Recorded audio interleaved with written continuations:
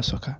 My name is Delale Frank, and this is News Daily, where I serve you with all the major trending news in the last few hours. In today's edition, we are going to talk about the African Cup of Nations and then Ivory Coast celebration after winning. So, we're going to talk about how they celebrated the AFCON trophy, and then we'll talk about Nigeria, who their fans are basically bullying Alex Iwobi, who they feel didn't have a good tournament. We talk about it. His players has come into his rescue, or his players have used social media to sympathize with the player and call the fans to show him some respect. We'll go into details of that and talk about other conversations as well. As usual, my name is Delale Frank. But without wasting much time, let's get straight into today's video.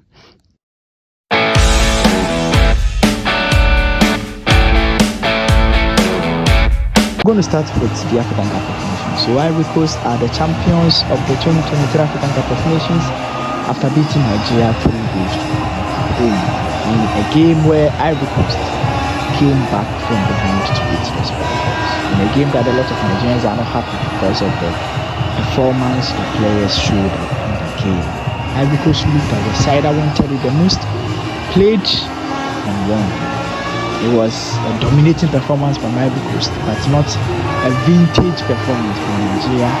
After they scored, some of the fans believe the head coach didn't really play great in that game and went into defensive mode after scoring an early goal. Sometimes in finals, when you score an early goal, the pressure mounts on you to defend it, and the Spygos were not able to defend it. So after that, as usual, the host or the winners held a parade or a celebration parade, and has been common. Pictures and videos that I've received from Ivory Coast and visuals that the players have enjoyed themselves and the Ivorians have enjoyed themselves. I have a friend in Ivory Coast who told me that there was mad traffic in the whole of division because the players are being engaged in a parade. So they are taking the trophy around, they are showing the trophy to the citizens. The whole of Abidjan and then Ivory Coast is in celebratory mode. That is what winning the African Cup of Nations is about. You win and your fans get the chance to celebrate with you. And those guys are celebrating 2 days continuous. The night of the AFCON they celebrated, went all the way to the next day, and then they did a parade. And after the parade, I understand that there was another concert, free concert for the Ivorian fans to come and party and enjoy themselves. That has been Ivory Coast. And I told you, those guys, when they win, they can celebrate for a whole 1 year because naturally they are party people. So Ivory Coast held a parade, something that's as Ghanaians we are hoping that one day we'll get the chance to enjoy it, because we've never had that privilege to enjoy a parade so far as Black Stars winning trophies concerned. I think the under 20 AFCON in 2009 was when Ghana won it, but even that one, it was not really a proper parade. Yeah, I think so. But we are hoping that one day the Black Stars will also win, and then we'll have some scenes and celebrate. Now let's talk about the Nigerians. So Nigeria failed to win the African Cup of Nations, and their fans are bullying Alex Iwobi. I don't know. I think Alex Iwobi has really, if you're looking for one of the Nigerian players that has been extremely criticized, is Alex Iwobi. A lot of people, because he's related to JJ Okocha, the Nigerians basically, I don't know whether they want him to play like JJ Okocha. I don't know. So he always goes through it. Whenever Nigeria plays a game and they are done, he's basically the go-to guy. He's an easy target in the Super Eagles team. Someone went on social media and basically used all his Instagram posts and said, a professional player, he doesn't have anything about football on his page and all, so many things on his Instagram. This is Instagram. Come on. Some of these players don't even manage their social media pages. So the the fans were basically on his head, social media, insulting him in his DM and all that. Now the player was forced to delete all his Instagram posts and then left only one on his social media.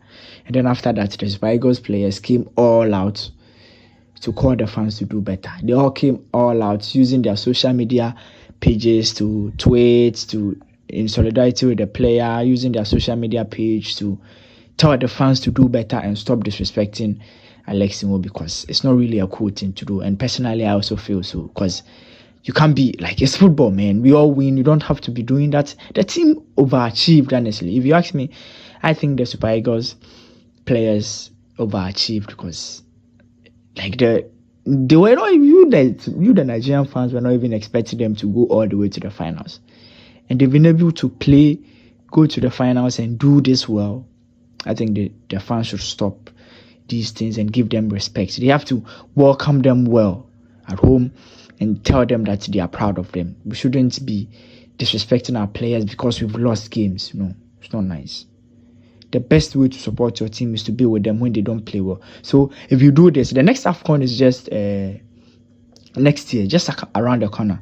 If you disrespect them like this, how would they get the energy to play again for the country? I think it's something that we shouldn't be doing, honestly. I think it's something we shouldn't be doing as fans, as locals, as people that support the game, as people that love football. I think we shouldn't be doing these things. It's really not nice, honestly. And we have to pay attention to that. So we're going to wrap up with the Black Stars coach, former Black Stars coach, who is George Boateng. He was on Sky Sports. He was asked about the Ghana's performance at the African Cup of Nations. I think this is the first time he's reacting to it.